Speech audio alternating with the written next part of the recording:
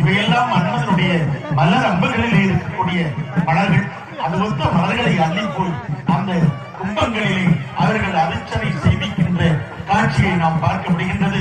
இதோ கும்பாபிஷேகத்திற்கான அறிகுறியாக இதோ சிவாச்சாரியார் பெருமகனார் தன் கையிலே கொடியை அசைத்து சொல்லி இருக்கின்றார்கள். உங்களுடைய விடிகின்ற காட்சியை பார்த்து நாமெல்லாம் புலகாங்கிதம் படுகின்றோம். கண்களிலே நீர் பெருக, நம்மெல்லாம் உள்ளவெல்லாம் அன்புள்ள பெருக, எல்லாம் அந்த மன்மத பெருமானே, அருள் பெருமாய் ஐயனே, ஈசனே, சிவனே, சிவன் மகனே, பிரம்மனே